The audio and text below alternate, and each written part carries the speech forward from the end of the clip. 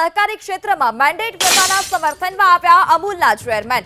અમૂલના ચેરમેને વ્યંગ કરી રાદડિયા પર શાબ્દિક પ્રહાર કર્યા. સહકારી ક્ષેત્રમાં મેન્ડેટ પ્રથાની સ્થિરતા આવ્યાનો કર્યો દાવો. વિપુલ પટેલે સહકારી ક્ષેત્રમાં મેન્ડેટ પ્રથાને કર્યું સમર્થન.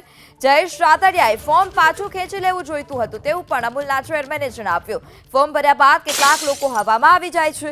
સહકારી ક્ષેત્રમાં પહેલા ભ્રષ્ટાચાર અને ગોટાળા થતા. મેન્ડેટ પ્રથાથી સહકારી ક્ષેત્રમાં ભ્રષ્ટાચાર અને ગોટાળા બંધ થયા. કોંગ્રેસમાંથી આવતા લોકોને પદ આપવાની જવાબદારી ભાજપની.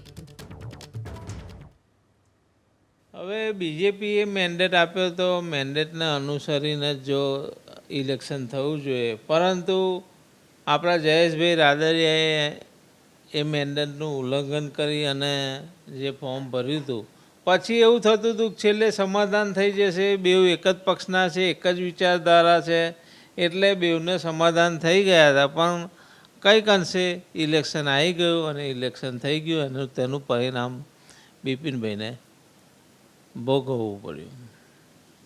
વિપુલભાઈ, દિલીપ સંઘાણી સહિતના કેટલાક નેતાઓ છે તેમણે આ મેન્ડેટ પ્રથા સામે અવાજ ઉઠાવ્યો છે અને કહ્યું છે કે આ મેન્ડેટ પ્રથા ખોટી છે. તમારું શું માનવું છે? ના, મેન્ડેટ પ્રથા જ્યારથી પાટીલ સાહેબ હોય કે ભારતીય જનતા પાર્ટીના એમના ઉપરના નેતાઓ જ્યારે કરી હોય, મેન્ડેટ પ્રથાથી અત્યાર સુધી કોંગ્રેસ હતી, કોંગ્રેસની પાસે સહકારી સંસ્થાઓ પર જ એ ચાલતી હતી. આપણે એવું ભારતીય જનતા પાર્ટી એવું વિચાર્યું કે મેન્ડેટ આપીએ અને મેન્ડેટથી સ્થિરતા આવે છે સંસ્થામાં. કોઈ બી મેન્ડેટ આપે એટલે એક વિચારધારાવાળા બધા સદસ્યો ચૂંટાય અને એક વિચારધારાવાળા સભ્યો હોય તો એનું કામકાજ સ્મૂથ થાય, ખેડૂતોનું ભલું થાય, પશુપાલકોનું ભલું થાય. એટલે મેન્ડેટ પ્રથાથી કોઈ આગો પાછો ના થાય અને યોગ્ય પાછો કોઈ પાછો પડે થોડો કાર્યકર તો મજબૂત હોય છે, સારો હોય છે, એની ભાવનાઓ સારી હોય છે, પરંતુ એને મેન્ડેટ કે ઇલેક્શન લડવાનો મોકો નહીં મળતો તો આ મેન્ડેટ આપીને એને અંદર લઈ શકાય છે અને સારો વહીવટ હું ચોક્કસપણે માનું છું કે મેન્ડેટથી છેલ્લા વર્ષમાં સ્થિરતા આવી છે સહકારી સંસ્થાઓમાં અને ખૂબ જ સારો વહીવટ ચાલે છે.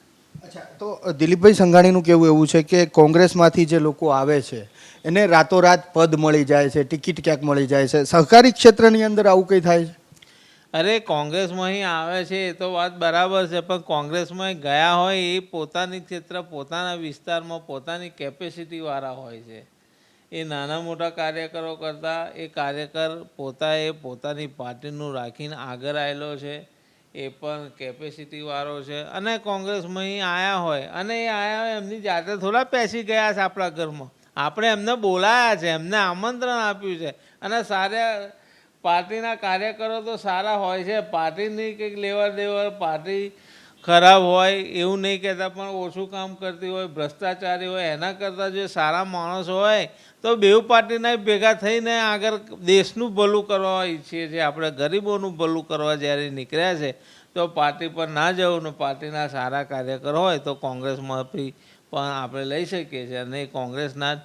અને તમે કોંગ્રેસમાં અહીં આવ્યા હોય, કોંગ્રેસના જિલ્લા પંચાયત સુધી તમે મહેનત કરીને ચૂંટાયા હોય અને કાર્યકરને અહીંયા આગળ કોઈ કાર્યકર તરીકે કામ કરવું પડે તો એ જે પોતાનો હોદ્દો, પોતાનું ઘર છોડીને માણસ આવ્યો હોય આપણા નવા ઘરમાં તો એને એ પ્રમાણે એને સ્થાન મળવું જોઈએ અને જેથી એને લઈને થોડું મેન્ડેટ આપવાનું આવે છે. તો તમારું શું માનવું છે વિપુલભાઈ, આ મેન્ડેટ પ્રથા જો હુકમી જેવી છે? કેમ કે એક સૂર એવો પણ ઊભો થયો છે. ના, એ જે સૂર હોય એ પોતપોતાના મતલબથી વાત કરતા હશે, એવો કોઈ સૂર ઊભો નહીં થયો. અમે પણ મેન્ડેટથી લડ્યા છે, અમને પણ મેન્ડેટથી જ બેસાડ્યા છે અને પાર્ટીનું માન રાખવું, મેન્ડેટનું માન આપવું એ અમારી જવાબદારી છે. અચ્છા, સહકાર ક્ષેત્રની અંદર ક્યાંક ભાઈ ભત્રીજાવાદ એટલે કે પરિવારવાદ પણ ચાલે છે. તમને આવું ક્યાંય દેખાય છે? ના, મને આવું કંઈ દેખાતું નહીં. ભાઈવાદ, ભત્રીજાવાદ ચાલતો હોય પણ એમની શક્તિ હોય, કેપેસિટી હોય એ પ્રમાણે થતું હોય છે. તો આ મેન્ડેટ પ્રથા યોગ્ય છે? આ ચાલુ રહેવી જોઈએ કે બંધ થવી જોઈએ? ચાલુ જ રહેવી જોઈએ. મેન્ડેટથી એકસૂરતા આવશે, સ્થિરતા આવશે. આ જે ભાગમભાર બે આમ આવ્યા તો બેસી ગયો ચેરમેન, બે આમ ગયા તો પડી ગયો ચેરમેન, એમાં સ્થિરતા આવશે. વિપુલભાઈ, જો અત્યારે જોઈએ તો આ ઇફકોની ચૂંટણીને લઈ અને ક્યાંક ભાજપના જ નેતાઓની અંદર બે ભાગ પડ્યા હોય એવું લાગે છે. દિલીપભાઈ સંઘાણીવાળું ગ્રુપ એક અલગ થઈ ગયું છે અને એમની સામેવાળું ગ્રુપ એક અલગ થયું છે.